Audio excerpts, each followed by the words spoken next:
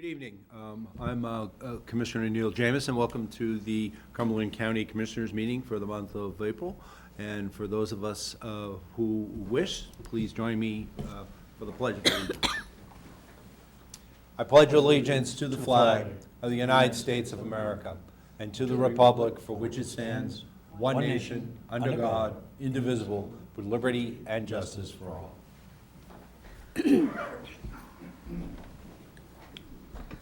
Our first item this evening is an approval of the March meeting minutes. So moved.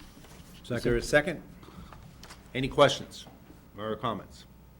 Seeing none, call for vote. All those in favor? Aye. Opposed? Nay?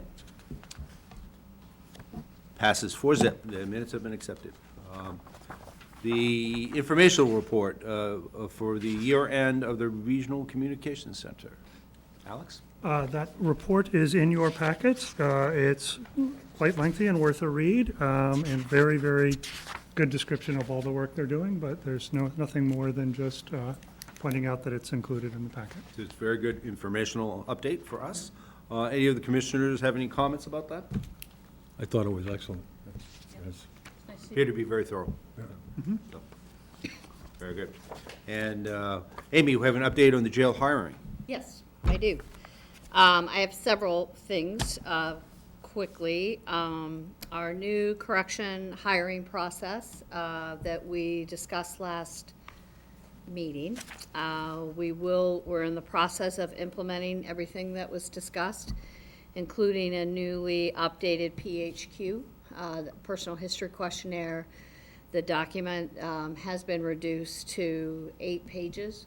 We're currently putting that into the JAS HR, or applicant tracking system, and look to be implementing that whole new process within the next week or so. It does take some time to implement and change all those processes, but I think it will be a much more expedited process than what we had before, and I look forward to reporting in maybe 4 to 6 weeks of that update that has been successful.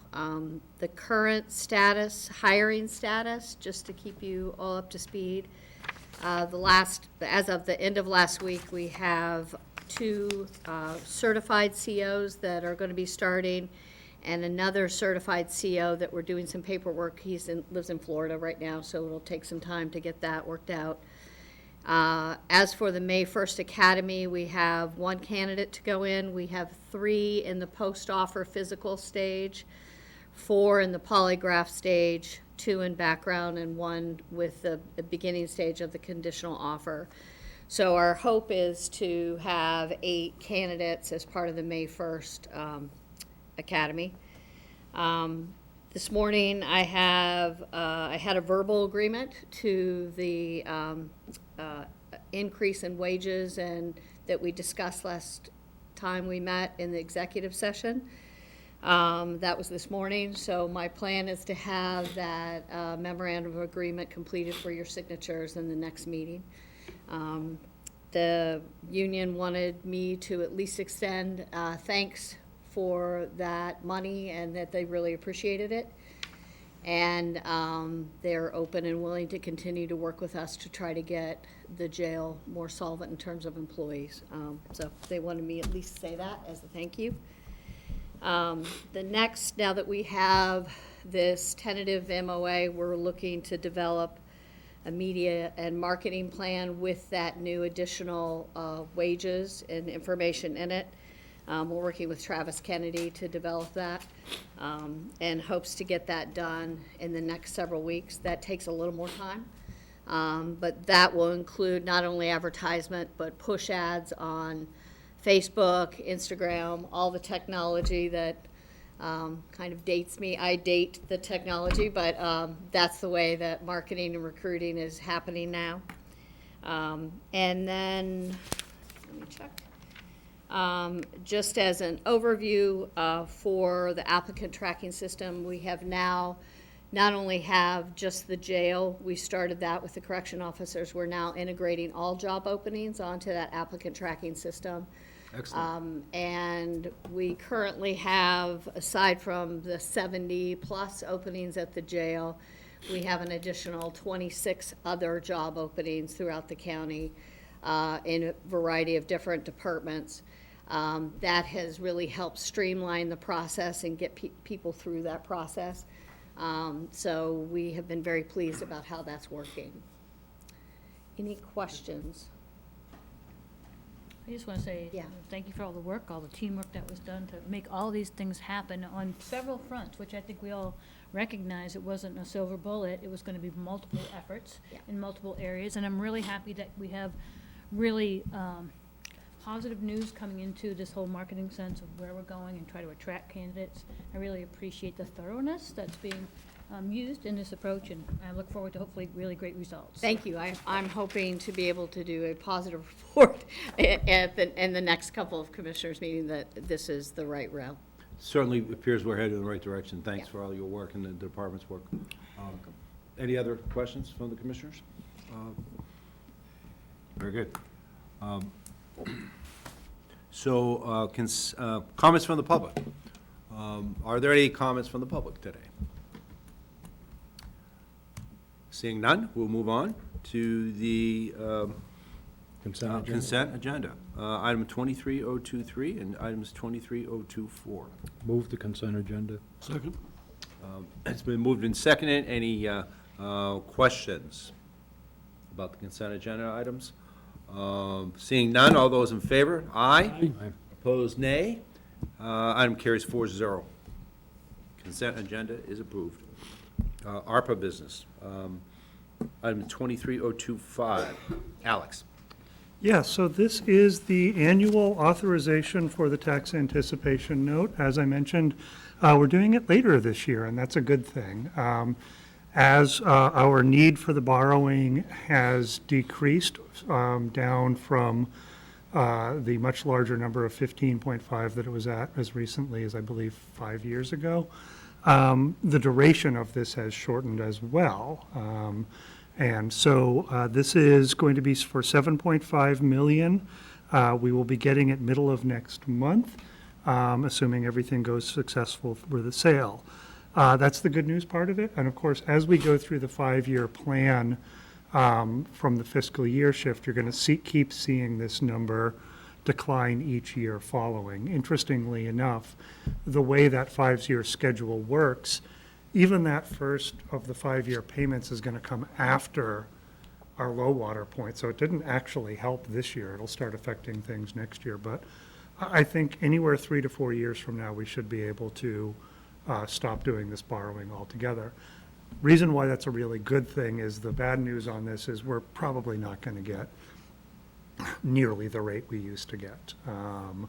And so I don't expect us to necessarily, even though this is a much larger dollar amount, much smaller dollar amount, I don't expect us to beat the budget, and I'll be happy if we make the budget on the expense of this, just because interest rates are so much higher than back when we would get some crazy, crazy low rates, thanks to Dick Renigan. But so I'm just asking for you folks to authorize the borrowing that will occur in about a week and a half for the going out to bid for it. Do I have a motion? I move passage. Second. I do have a couple of questions. Go ahead, Jim. Two questions, really, Alex. Is Dick Ranigan still the genius behind the curtain? Absolutely. And the other is, am I correct in assuming that this is a tax exempt bond as to the feds? Yes, that is correct as well. Thanks.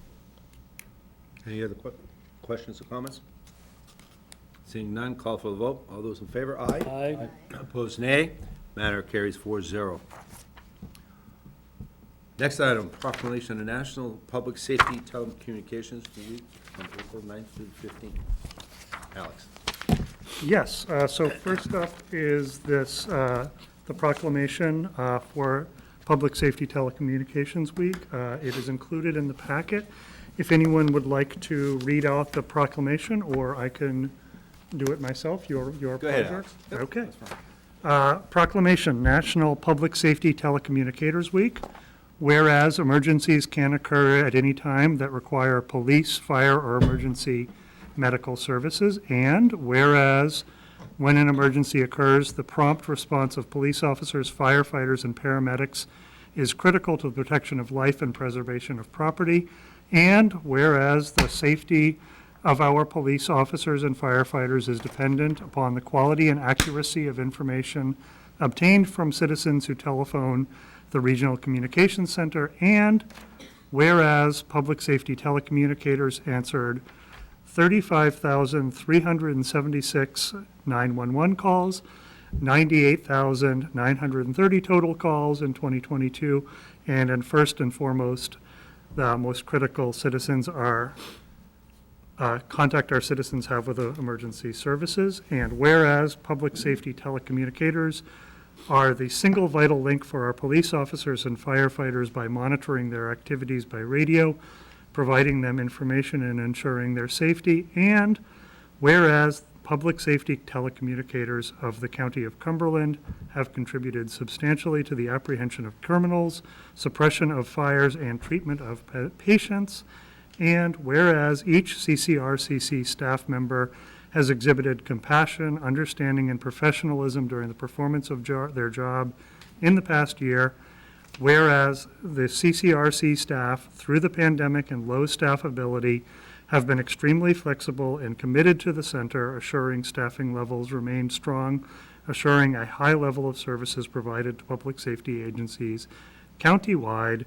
Now therefore be it resolved that the Board of Commissioners of Cumberland County declares the week of April 9 through 15, 2023, to be National Public Safety Telecommunicators Week in the County of Cumberland in honor of the men and women whose diligence and professionalism keep our country and citizens safe. Here, here. Very good. Thank you. We don't need a vote to adopt it, do we? No, it's just a proclamation. Very Yep. good. Item 23026, second proclamation, National Public Safety Telecommunicators Week for April 9th through 15th. Yep, this one is actually National Community Development Week. Sorry. Very similar That's right. title. Shall I read this one as well? Yes. All right. Whereas the U.S. Department of Housing and Urban Development implemented the Community Development Block Grant, CDBG program, in 1974 for the purpose of providing local governments with the financial resources to assist low and moderate income persons, and whereas the County of Cumberland has utilized nonprofit and community-based organizations to address community improvements and human needs, and whereas the week of April 10 through 14th, 2023 has been designated as National Community Development Week by the National Community Development Association to celebrate Community Development Block Grant, CDBG program, and Home Investment Partnerships program. Whereas the CDBG program provides annual funding and flexibility to local communities like Cumberland County to provide decent, safe, and affordable housing, a suitable living environment, and economic opportunities to low and moderate income people. And whereas the HOME program provides funding to local communities to create decent, safe, and affordable housing opportunities for low-income persons, whereas the County of Cumberland and its partnering local governments have clearly demonstrated the capacity to administer the CDBG program to identify, prioritize, and resolve local problems, and whereas over the past 17 years, our county has received $639,809 in CDBG funds, and since 2012, $3,600,000 in home funds, whereas the Community Development Office not only processed and distributed the county's $1,547,014 CDBG allocation and $511,781 home allocation last year to qualified individuals, businesses, nonprofits, and towns in Cumberland County. And now therefore be it resolved by the Board of County Commissioners of Cumberland County, Maine, that board hereby proclaims the week of April 10 through 14, 2023 as National Community Development Week in Cumberland County, and encourage all citizens of Cumberland County to support community development activities this month and throughout the year because our vibrant communities provide the foundation for a high quality of life for our residents. Very good. Thank you. It's a lot of very specific numbers. Yes. Great investment from county dollars into those programs over the years. As maybe the audience doesn't know, but we were I believe we were the first state, at least in New England, to have a program like this. It's proven its merit in investing $27 million of federal money into our communities. So, well done. Next item is item 23028, the authorization of a public hearing and adoption of the program year 2023 for Community Development Annual Action Plan, including the appropriations of Community Development Block Grant Funds, CDBG, and Home Investment Partnership Program. Kristen Stiles. You are correct. We are still the only one in all of New England that is doing this. York County qualifies. They choose not to get together and get this set of funds, and then there's one in New Hampshire as well that qualifies. But the commissioners have decided that this is the best use of the money, and I fully agree. It allows these CDBG dollars that would not be going into our smaller communities to actually reach them and get those funds to where they're needed. So thank you for allowing Cumberland County to do this. I'm here tonight to present our annual action plan. This is the first year in quite some time that I feel like it's a bit of a return to normalcy. We're not doing any type of extra COVID funds in this year. It's just straight our regular allocation of CDBG and home funds. As you may remember, we do 2 public hearings for this each year. We do one in April, and then we vote on this in May, and then we'll send it off to HUD for approval. Once approved, it will start on July 1st. This year as well, which is unique for the past couple of years, we actually got our allocation ahead of time, so we did not have to come up with a contingency plan. So these are the actual final numbers that we will be getting from HUD. So the purpose of this report is to go over our process for CDBG and home funds for 2023, to go over just our application process and to familiarize you with the projects that we will be funding this year. So in total, we have slightly less money than we are receiving last year, less than $5,000 less in CDBG. So we have $1,547,514 for CDBG. Of that, you may remember that we divide the funds to Cumberland County. This excludes Brunswick, who participates in the state's program, and the city of Portland, who receives their own CDBG funds. They don't participate in our CDBG program. Other than that, the town of South Portland has a set aside of this 1.5 million, and the town of Bridgeton also has a set aside of those funds. So with their set asides, they kind of run their own CDBG process that we oversee. And then the rest of those towns, the 23 communities, participate in a competitive application process for the remainder of that money. So for the remainder of those 23 communities, for our application process this year, we released the applications in November 2nd. We held a workshop on November 30th. We have a pre-application that's due December 14th. The point of this pre-application is that this is a federal program, so our application is long and cumbersome and a bit not easy, though we try and make it as easy as possible. So by doing this, the goal of this is to prevent, a public works director for the town of Windham or wherever from spending a lot of time and energy putting something together that isn't going to be eligible for us. So we want to know exactly what it is so we can help get the best projects out there and help them work through that application process after we've already established what those projects are going to be. Then the final applications come to us on January 19th this past year, and then they're reviewed by a review team. The review team is made up of volunteers from those 23 communities. They're all town employees of those 23 communities. It's one representative. This year we had 7 different communities that volunteered to be on the review team.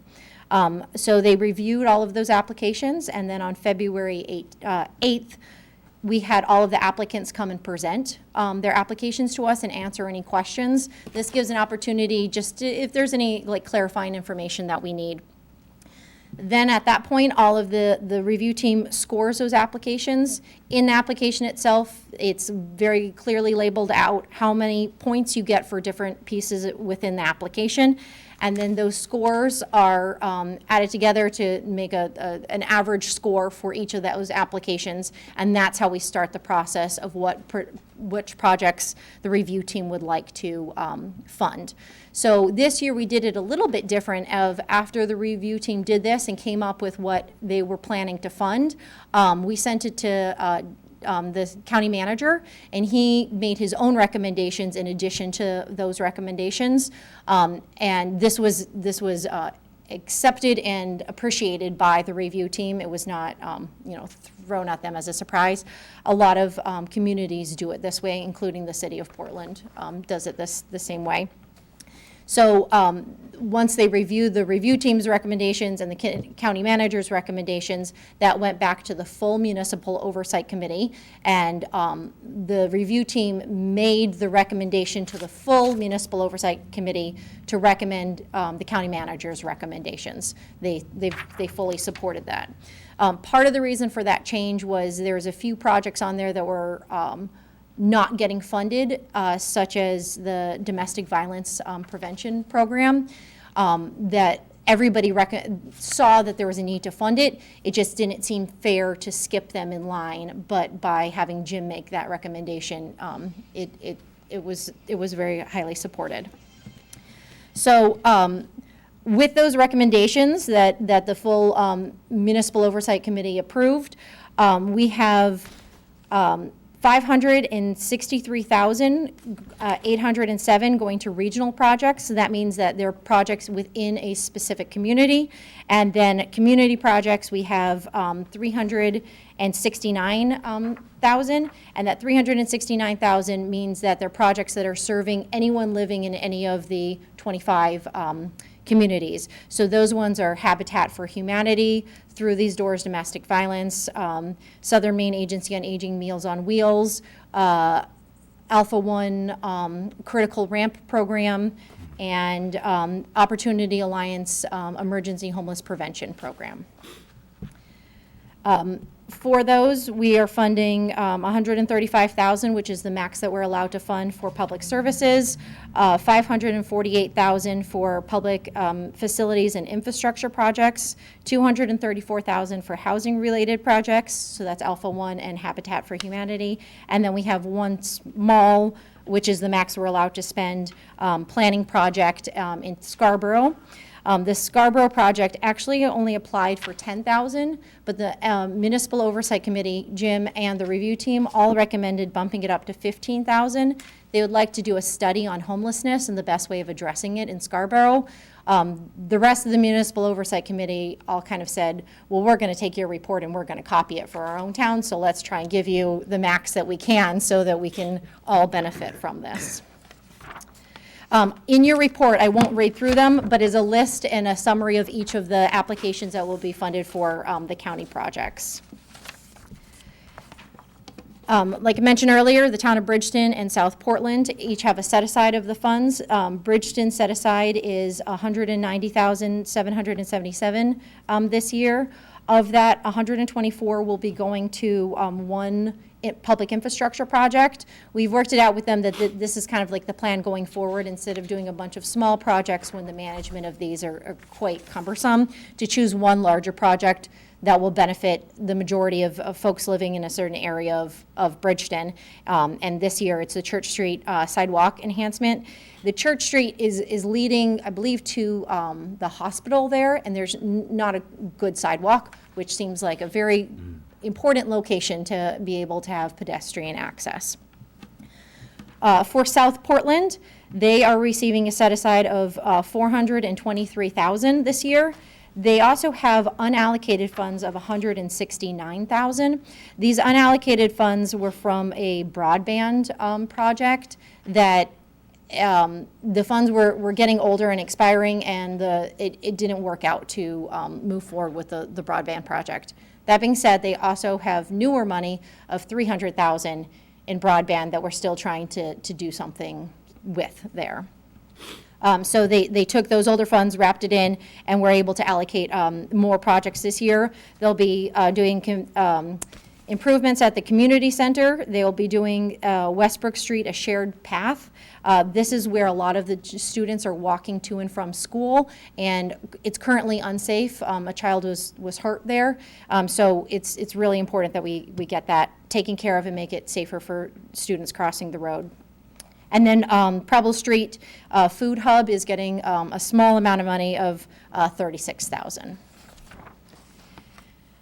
The public services that they're approving this year are very similar to public services that they have improved in the past. They're doing domestic violence, the Red Bank Hub, which if you have not had the opportunity to go over to the Red Bank Hub, I highly recommend it. The amount of good that they do at that place is truly astounding. They have truly built a community around this hub. Meals on Wheels program, Greater Portland Family Promise Housing Stabilization Program. The middle school is getting ski equipment. And while that might sound a bit silly, the purpose of the ski equipment is to try and get kids, all children get the ability to be exposed outside to outdoor winter activities, and it's cross-country skis so that they can do it at the school and after-school programming with this ski equipment. And then the summer camp recreation scholarships, they're getting less this year than they have in the past. We've been working with them to find other funding sources to still allow as many kids to participate in their summer camp program as possible at a greatly reduced rate. And then we have our home consortium program. This is for our home funds. Every year, 100% of the home funds that we get go directly into the creation of affordable housing. So usually it's the creation, sometimes it's the rehabilitation of an older building that we need to fix up in order for it to stay as HUD qualified affordable housing. So we have a $401,000 in our annual allocation, and then $110 in program income from older programs that we get to wrap into that. So $510,000 will be going to the creation of affordable housing. We release the application usually around May or June, and then they'll come in and we'll get that done in time for them to apply to Maine Housing for the 9% low-income housing tax credit program. And it makes their application stronger when they have our funds involved in their projects. That is it. I'm happy to answer any questions. And after the questions, we do we're having 2 public hearings, so the second public hearing will be after this. Excellent report, Kristen. We appreciate that. Commissioners, any questions? I just have a comment. I just think it's amazing the work that's done through these monies, and also the tireless hours of all the volunteers and the folks that are on the committees to review and to ask questions and help them navigate, package things up so they're ready to go. It's a tremendous amount of work, but also I think, every community has seen great things done by the work of these groups or others, allied groups, through this program. So thank you for taking the time to explain everything this evening and for just doing an amazing job year after year following the funds through. Really appreciate it. Thank you very much. The review team does have an extremely difficult job because there is not a single application that we get that is not worthy of getting 100% full funding. And the people working at these organizations, I feel so lucky to get to be with what I think is like the best of the best of the best of our population. They are truly amazing people that choose to work at these organizations and help the vulnerable folks in our community. Excellent. And go ahead. Kristen, just a off-the-wall question. Is there any way to augment these funds? I mean, from not just necessarily county funds? What do you mean? Well, get additional funding. So this is a formula allocation that we have no control over. They just give it to us each year as long as we don't mess up. we get the funds. There are other grants that we can go after that I would like to look into a bit more. Sometimes They release ones for senior housing repair. We are in a lead housing repair program with the city of Portland. They're the lead on that one. So that's about $3 million every 3 years that we get to do lead abatement in apartments for that. There's occasionally ones, it seems that we don't have as many happening right now as we did in the past. I think all the COVID money is gone, and now it's this lull happening. But part of what I would like, now that we no longer have the firing hose turned on full blast with the money, of looking into more funding opportunities to bring in resources into Cumberland County for us. Great, thanks. And hopefully you'll have a normal year. Yes. Getting back to the regular process of the CDBG program. We appreciate all your efforts, Kristen. Thank you. Thank you very much. Next item is item 23029, authorization for the county manager to enter an agreement with Portland Downtown and Cumberland County at no cost for the painting of the mural on the Cross Insurance Arena. Mr. Chairman, I think before we get to that, we do have to convene a public hearing for this, for the previous item. Even though there's not much of a public here tonight, we have to go through the motions, Thank I you. think. Thank you. So, do I have a motion to convene a public hearing? So moved. Is there a second? Second. Any comments about that? All those in favor? Aye. Opposed, nay? And that's all we need to do, right? Ask if there's anybody from the public that wants to Right. speak. Any other additional comments? They're all saving them up for next year when it'll be the 50th anniversary of this program. Right, when you're chair. I was just thinking, I've voted on 25 of these annual events over the years, so. It's crazy. For you, James. Great. And we will have the voting part of authorization at our May meeting. Very good. Now, the next item, Alex. Yes, I will be honest, in the grand scheme of things that Jim was handing off to me for this week, this did not, You're not the artist? I am not the artist on this, but I think it's pretty straightforward. This is just to add another mural, sort of at a right angle to the existing one that's out there. There's a plan that's been firmed up, and this is really just to enable the county manager to enter into the agreement and see which county employees will be out there helping out, which I think is at his discretion. Is there a motion? So moved. Second. It's been moved and seconded. Any questions, comments? Does this have to go through the Public Arts Committee of the City of Portland? Does anybody know? I believe this is just Portland downtown, the folks going through it, and I do not believe so, no. All those in favor of authorizing the county manager to enter into this agreement? Aye. Aye. Opposed? Matter carries 4-0. Comments from the interim county manager. Oh, geez. I will make some comments more from the Deputy Manager of Finance and Administration and kill two birds with one stone there. One thing that was interesting a few weeks ago, when we went through our Standard & Poor's call for the tax anticipation note, we lived it for a little while, and we've sort of moved on past the fiscal year shift, but anytime somebody hears that we're in it, it becomes a very interesting and hot topic. Everything was fine with them. We walked them through the plan. We've had to walk through the communities through it a bunch of times, just because it's so unusual. They've been really understanding and really respectful through this process. This is really, on that end, gone about as well as one we could possibly hope, considering that we're asking them to fund that half year in there. And they've been really pretty great about it. The funny part about all of this, we're already halfway through the year. And it's just sort of a funny look. We'll unfortunately finish up the audit for this year, get it out the door, and then go right Start back over. into the next one as we go through it. But so far, so good. We had to trick the accounting software to get it to run properly by getting it to run at double speed. So it thinks it is, I believe, July right now. But beyond that, it's just, that's sort of the update as we're sort of midway through this very unusual process. And that would cover the comments for both Jim and I. Very good. Kevin, any comments from the Sheriff's Department? Just one, an ask. As you know, the feds want to slowly start coming back into the jail.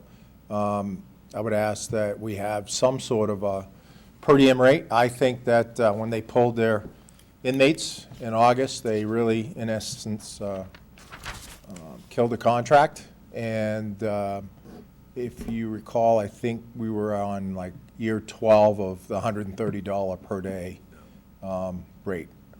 I think it's a lot more than that now. So I'm kind of, the marshals haven't acted, but they seem to want to act. So I'm not going to go forward without some sort of a per diem rate, because I think this is a good time to do that. There are some things that they may ask that we haven't done in the past, and depending on how things go on that, if we have the staff in, we may do it. But again, without that fund, that per diem rate, I don't want to start, so. Do you need, can this be, is this a matter that we could vote on during the May meeting in terms of timing, or is this something? I mean, I want to stall a little bit because of staffing. They want to come in for like 72 hours, in other words, and then move their people elsewhere. And it's only 3 inmates, but my feeling is to have the leverage, don't let them come in until they understand what they're going to end up paying, because, so, I mean, if you haven't started thinking about it, I think it's a good time to start thinking about it. Alex?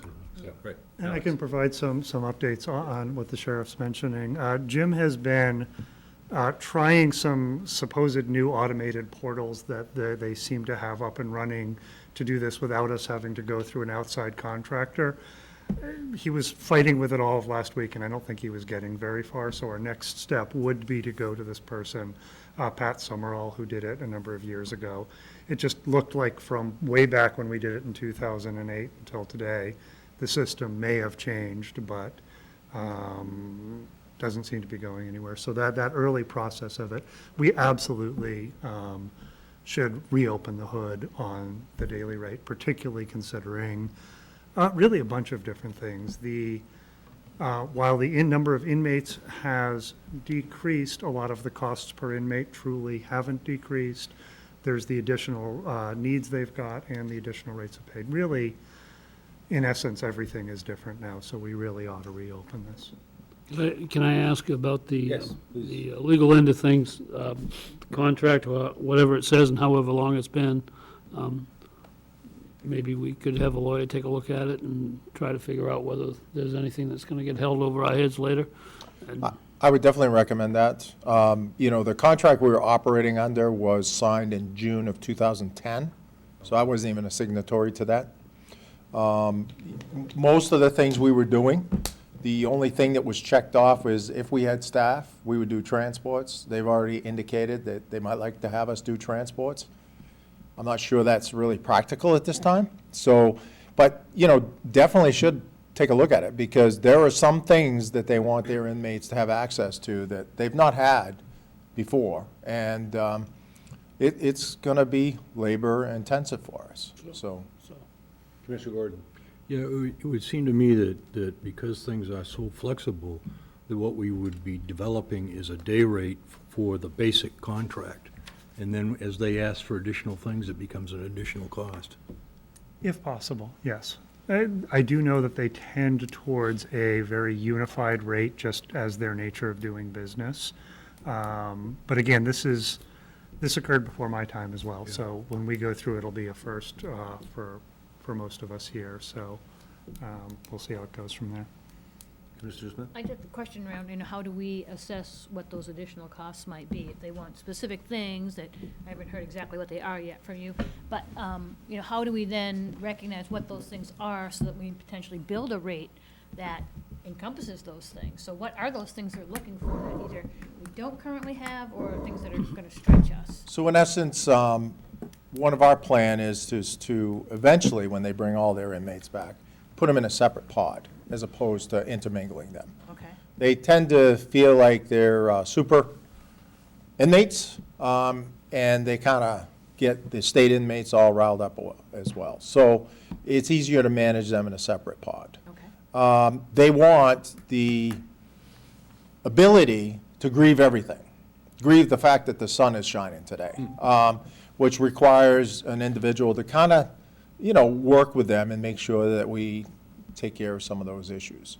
They want additional rec time. They're also, the hospital details, most of the hospital details are 2 armed people, which is no big deal. We've done that before.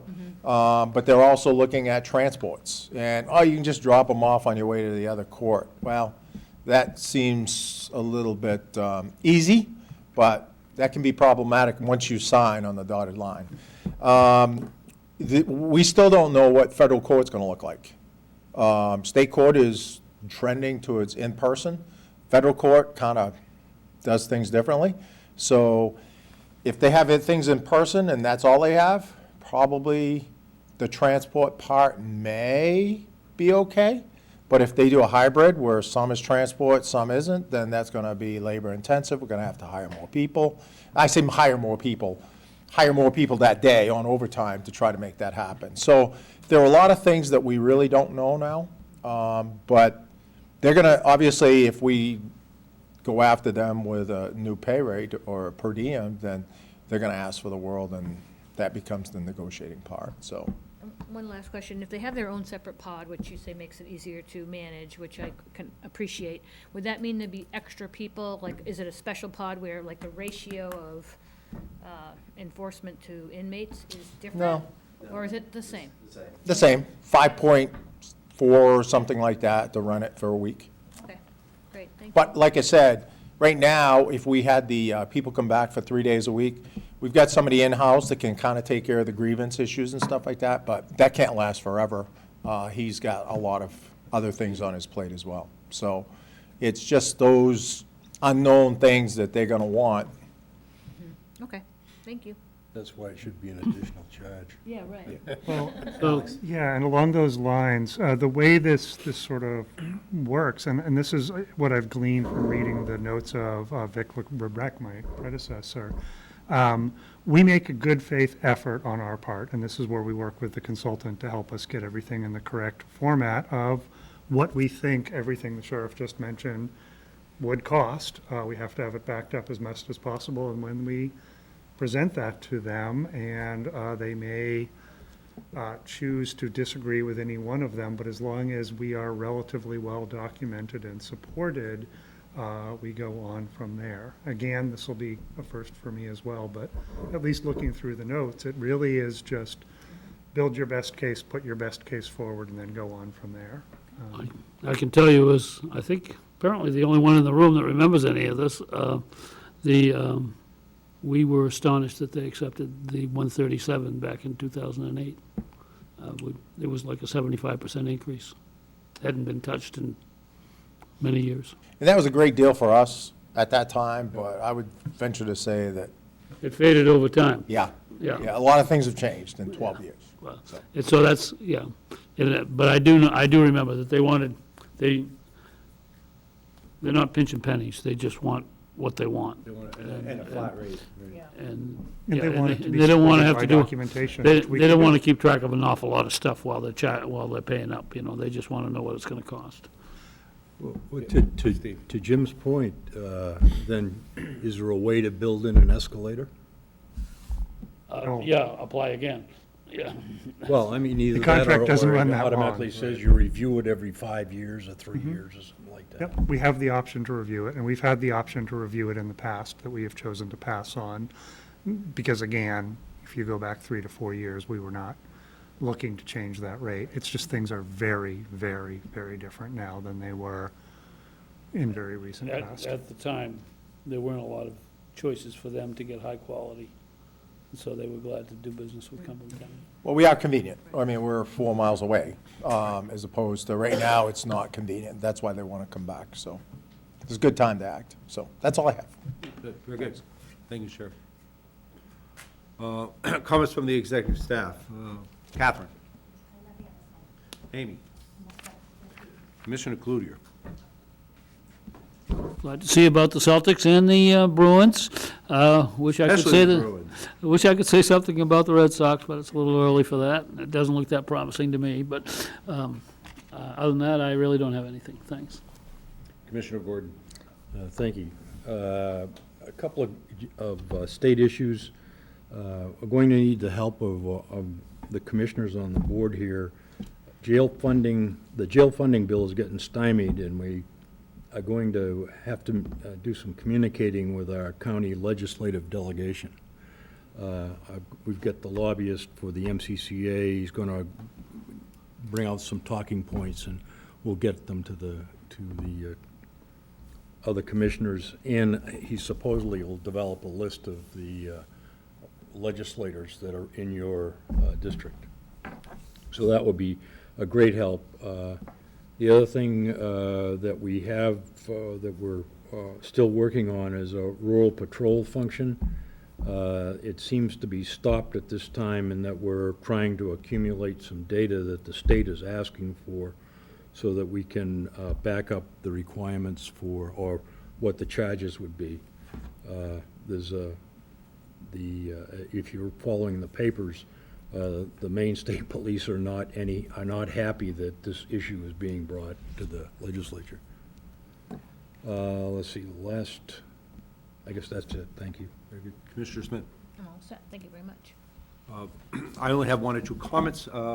As we approach spring, spring is here, 60 degrees today, which is great, which means there'll be children out at the bus stops, there'll be, so let's be aware as we go to and from our homes in the morning and particularly at night.